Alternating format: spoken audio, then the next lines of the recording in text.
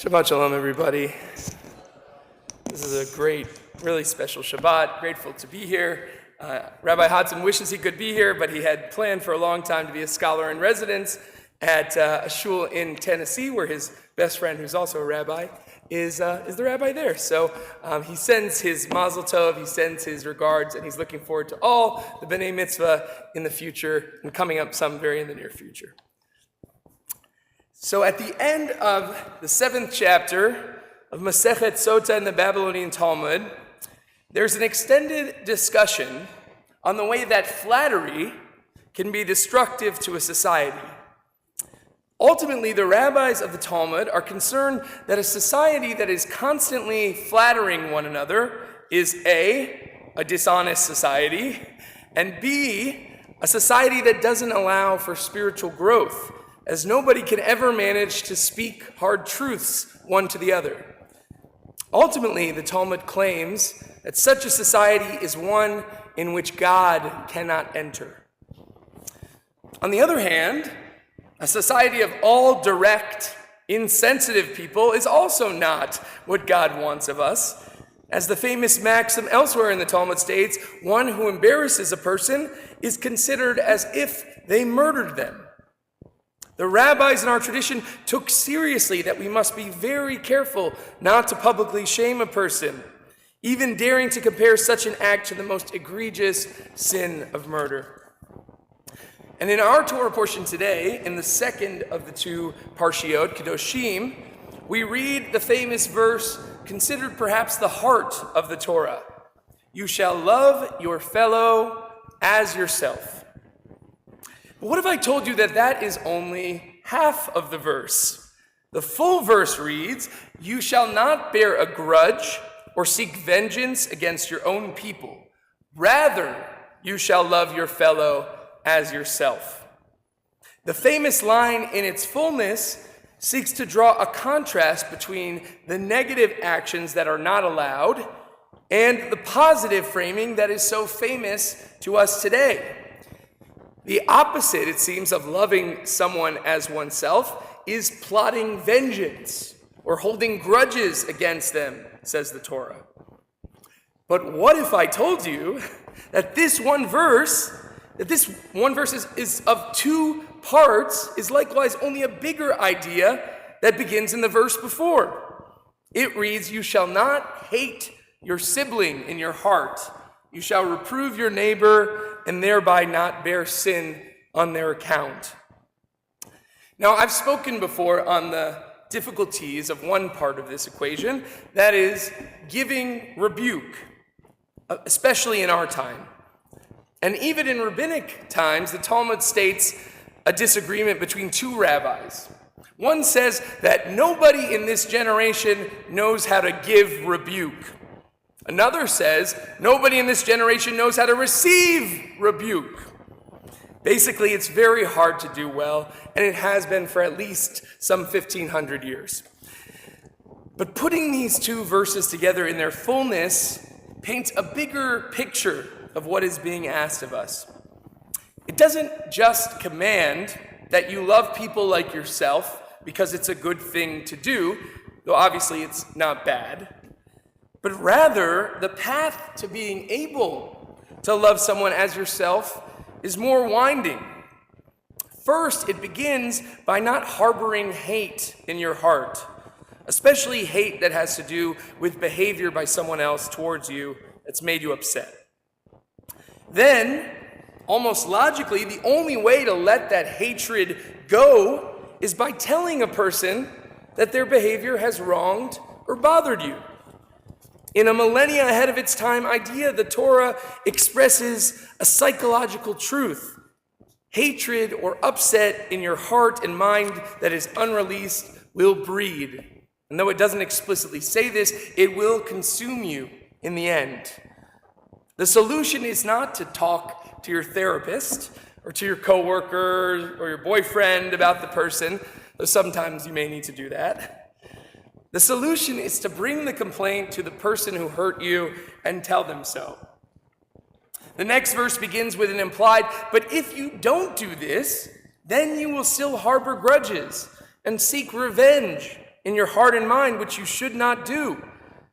Rather, you should speak to a person in order to fulfill the command to love your fellow as yourself. This means that with the source of anger and plotting relieved at last, and perhaps even hearing the other person express regret or a lack of realization that they even hurt you, only then can you finally, almost naturally, return to a state of loving your fellow as yourself. And again, I think it's important that love in the Torah doesn't just mean wanting to say, I love you to a stranger, but rather it means also loyalty. Loyalty in this case is expressed by recognizing a person who wronged you as a valued member, human being in your community. It doesn't mean you have to like or love everybody in the sense that we use it today.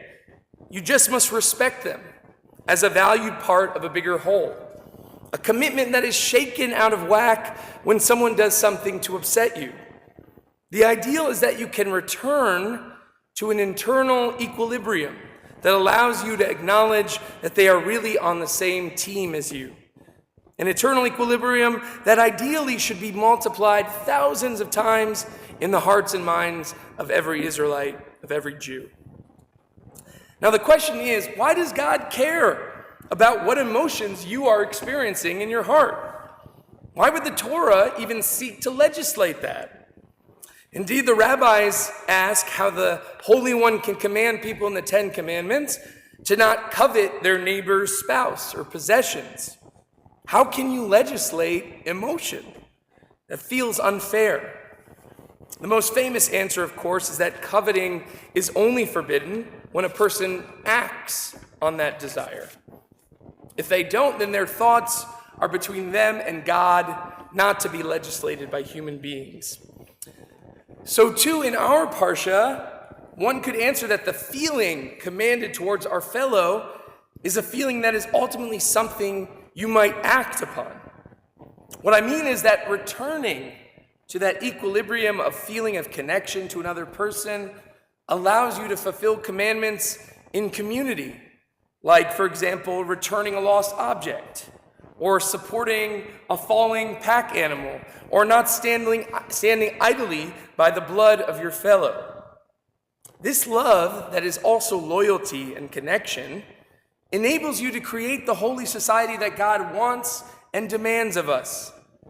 When we all harbor hate or vengeance against our community members, the trust and obligations of the community are potentially jeopardized. Our Parsha seeks to create a nation that is not composed of a mix of holy people and non-holy people. We are to be an Am Kadosh, a holy people, all of us. But making that a reality means that we need buy-in from most to all of its members. We must remember that it's not just about she wronged him or you wronged me. That is an egocentric way of thinking. It's about the fact that the action you did undermined the holiness of the community. Yes, you can and may be bothered and may have a right to feel bothered. But you must also be looking for ways to mend, not just for yourself, but for your people and for God. You must seek to allow God into the midst of peaceful connection between the community.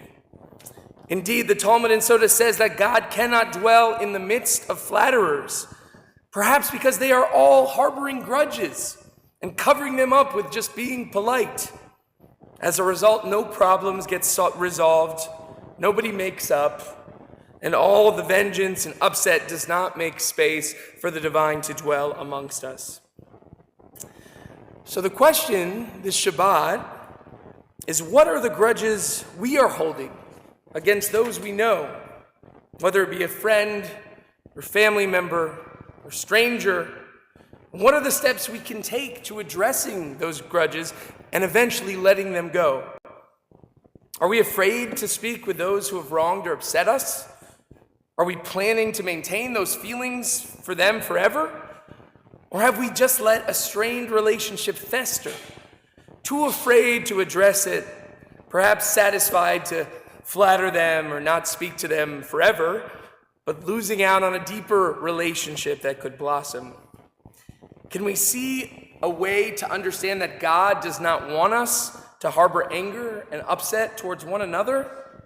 Can we reframe this difficult coming together not just as a personal matter, but something that also fills our community with more wholeness and more holiness? I know this may not be the easiest task, and I know we can feel defensive about this. What does the rabbi have to do with my personal business? But perhaps this sermon is a sign that if you were trying to find a way to mend a broken relationship, now is the time to try again. Perhaps you will find that the task allows more love into your life and more love into our sacred community. Shabbat Shalom.